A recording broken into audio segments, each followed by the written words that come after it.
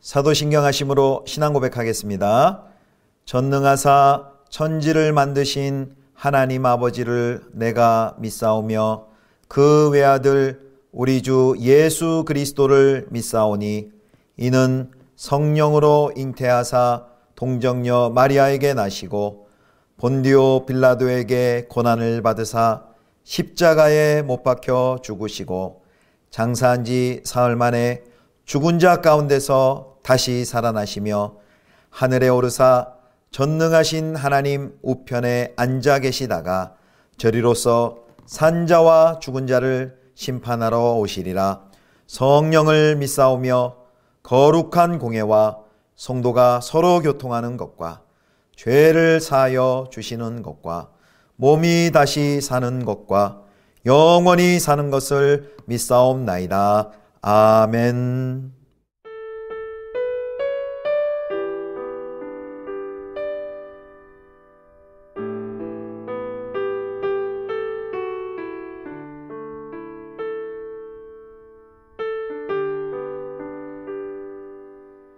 나를 지으신 이가 하나님,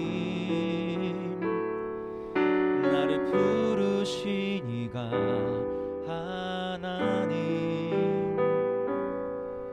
나를 보내신 이도 하나님, 나의 나 된 것은 다 하나님 은혜라. 나의 달려갈 길 다가도록, 나의 마지막 호흡 다하도록 나로 그 십자가 품게 하시니 나의 나 된 것은 다 하나님 은혜라.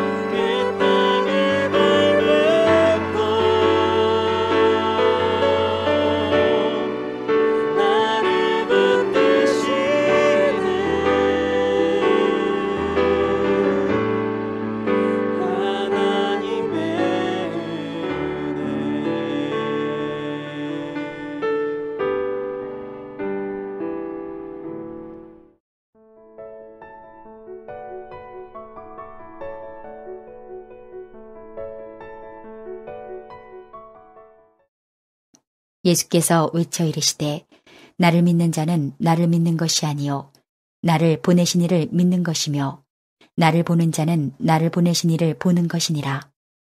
나는 빛으로 세상에 왔나니 무릇 나를 믿는 자로 어둠에 거하지 않게 하려 함이로라. 사람이 내 말을 듣고 지키지 아니할지라도 내가 그를 심판하지 아니하노라. 내가 온 것은 세상을 심판하려 함이 아니요 세상을 구원하려 함이로라. 나를 저버리고 내 말을 받지 아니하는 자를 심판할 리가 있으니 곧 내가 한 그 말이 마지막 날에 그를 심판하리라. 내가 내 자의로 말한 것이 아니요 나를 보내신 아버지께서 내가 말할 것과 이룰 것을 친히 명령하여 주셨으니 나는 그의 명령이 영생인 줄 아노라. 그러므로 내가 이르는 것은 내 아버지께서 내게 말씀하신 그대로니라 하시니라. 성도 여러분, 좋은 아침입니다. 한 주간도 주님의 은혜와 평강이 가득히 넘치기를 축복합니다. 오늘 본문은 요한복음 12장 44절에서 50절까지의 말씀, 예수님의 말씀이 기준이다 라는 제목으로 함께 묵상하겠습니다. 오늘로 이제 12장까지 마치는데요. 1장에서 12장까지 표적을 다루는 부분인데 오늘 본문은 그 큰 대단원의 이제 마지막 결론에 해당합니다. 그래서 이전의 말씀들을 이제 정리하시는 내용입니다.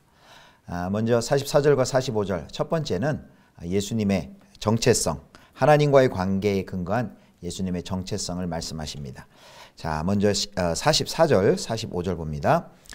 예수께서 외쳐 이르시되 나를 믿는 자는 나를 믿는 것이 아니요 나를 보내신 이를 믿는 것이며 나를 보는 자는 나를 보내신 이를 보는 것이니라. 아멘. 여기 44절에 먼저 외쳐 이르되 그렇게 말씀하시죠. 외쳐 이르시되.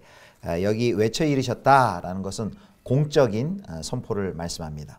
그런데 여기 외쳐 이르셨다라는 그 단어가 요한복음에 똑같은 단어가 4번이 나오는데요. 모두 다 예수님의 신적인 기원을 공포할 때 쓰인 단어입니다. 예수님이 단지 인간이 아니라 하나님이 보내신 분이고 하나님으로서만 하실 수 있는 일을 하시는 분이라는 강조를 할 때 바로 이 동사가 쓰였습니다. 예수님을 믿는 것은 하나님을 믿는 것이고 예수님을 보는 것은 하나님을 보는 것이다. 이렇게 말씀합니다. 그래서 골로새서 1장 15절에 보면 예수님께서는 보이지 아니하는 하나님의 형상이시다라고 말씀하십니다. 그래서 우리는 이 44절과 45절 말씀을 통해서 하나님과 예수님과의 관계를 우리가 알 수 있습니다. 먼저 예수님이 보내심을 받았다라는 말씀이 있는데 그 말씀은 곧 예수님은 보냄받기 이전에서부터 하나님과 관계를 맺고 계신 분이다라는 것을 알 수 있습니다. 예수님은 하나님의 아들로서 하나님 아버지와 함께 계셨고 또 창조 과정에도 함께 하셨습니다. 또 여기 예수님께서 보냄을 받았다라는 것은 예수님의 그 사명을 말씀해 주는 것입니다. 보냄받은 자는 보내신 자를 드러내고 그분의 뜻을 펼쳐 보이는 것이 사명이지요. 즉 계시자입니다. 예수님이 계시하는 핵심의 내용은 바로 하나님의 은혜와 진리, 요한복음 1장 14절 18절에 나와 있는 것처럼 하나님의 은혜와 진리를 이 땅에 드러내고 계시하는 분이십니다. 그래서 그를 믿는 자는 하나님을 믿는 것이고 그를 보는 자는 하나님을 보낸 이를, 그러니까 하나님을 보는 것입니다. 자, 오늘 이 44절 45절 말씀에서요, 우리는 예수님이 하나님의 해설판이다 라고 말씀할 수 있습니다. 우리가 하나님의 형상이라는 것이 무슨 의미인지 바로 예수님께서 이 땅에 오셔서 보여주셨습니다. 우리의 구원의 목표는 바로 예수님이 구현하신 이 하나님의 형상, 즉 아들의 형상을 이 땅에 드러내는 것입니다. 아들의 형상으로 회복되어 아들의 형상을 이 땅에 드러내는 것이 우리를 향한 개개인 하나님의 사람들을 향한 구원의 목표이지요.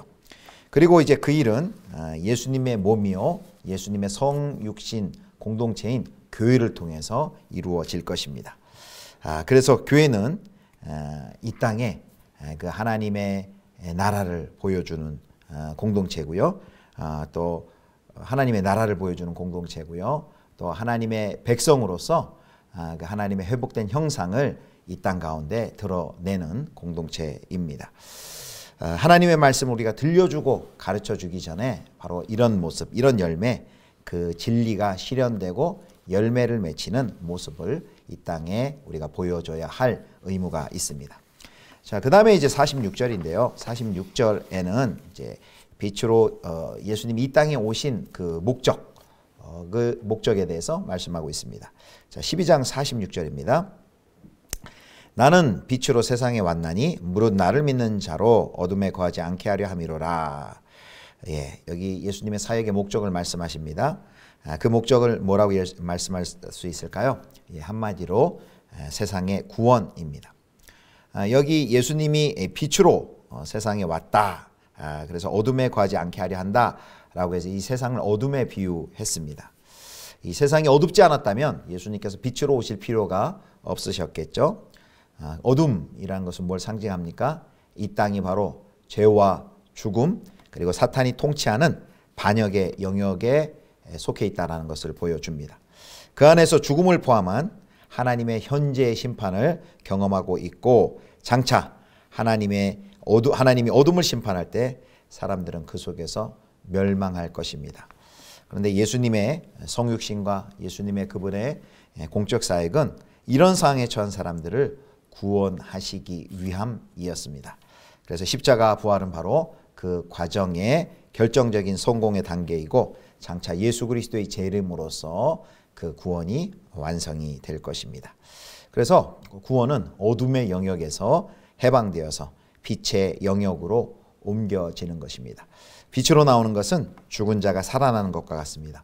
새 창조 사건이고 부활 사건입니다. 그래서 예수님을 믿는 것은 영적으로 부활하는 일입니다. 세상에 그 누가 빛된 미래를 약속한다 할지라도 거기에 예수가 없다면은 그것은 헛된 약속인 줄 여러분 꼭 기억하시길 바랍니다. 자, 이제 마지막입니다. 마지막 47절부터 50절에는 불신자를 향한 이제 말씀의 심판에 대해 나와 있습니다. 믿지 않는 자들에 대해 설명하시는데요. 자, 이제 살고 죽는 것은 구원과 심판은 이 예수님을 향한 태도에 달려 있습니다. 먼저 47절입니다. 사람이 내 말을 듣고 지키지 아니할지라도 내가 그를 심판하지 아니하노라. 내가 온 것은 세상을 심판하려 함이 아니요 세상을 구원하려 함이로라. 아멘. 여기 보면 그 47절 하반절에 보면 이런 말씀이 있죠. 사람이 내 말을 듣고 지키지 아니할지라도 내가 그를 심판하지 아니하노라. 예수님이 심판하지 아니하신다고? 이런 의문이 생길 수 있습니다. 이게 무슨 뜻이냐면요. 예수님께서 세상에 온 이유는 죄인들에게 구원의 기회를 주기 위함이라는 말씀입니다. 그렇다고 심판이 없다라는 뜻이 아닙니다. 예수님께서 오셔서 그들이 예수님의 말씀을 듣고 믿고 구원받을 수 있는 그 기회를 주신 것입니다. 당장 심판하지 않습니다. 왜? 구원받기 위한 기회를 주시기 때문입니다.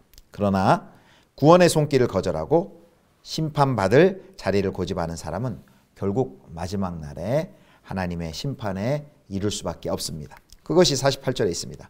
48절입니다.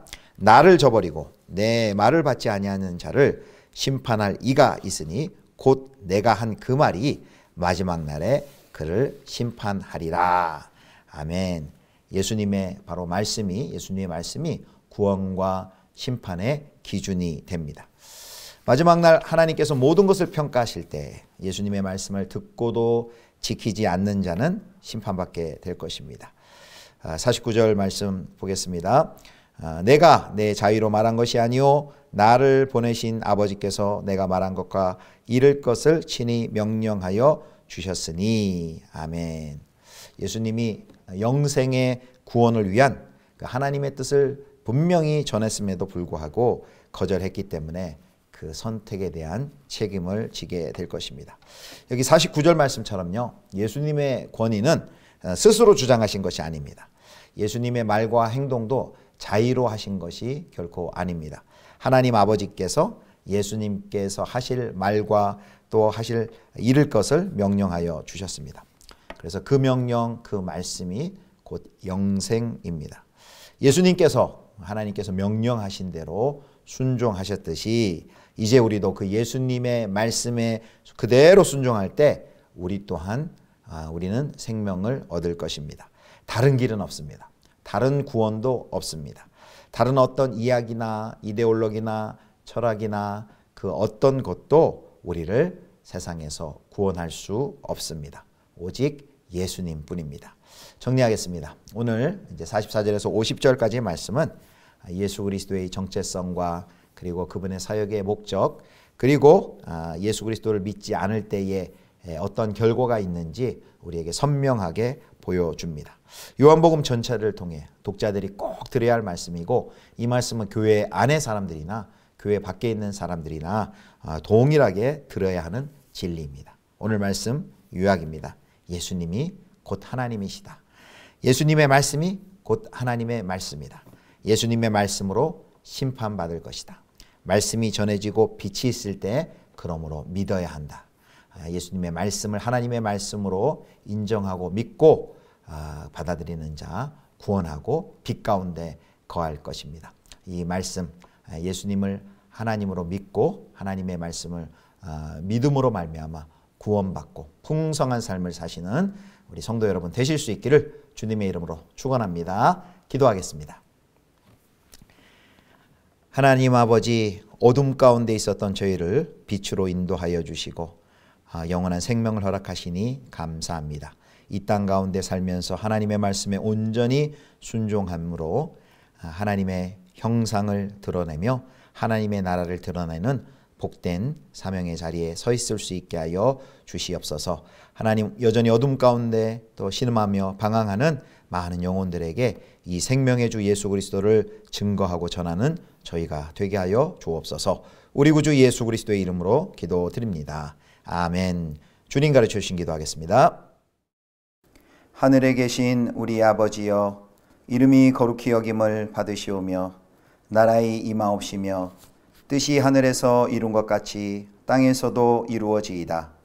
오늘날 우리에게 일용할 양식을 주옵시고 우리가 우리에게 죄 지은 자를 사하여 준 것 같이 우리 죄를 사하여 주옵시고 우리를 시험에 들게 하지 마옵시고 다만 악에서 구하옵소서.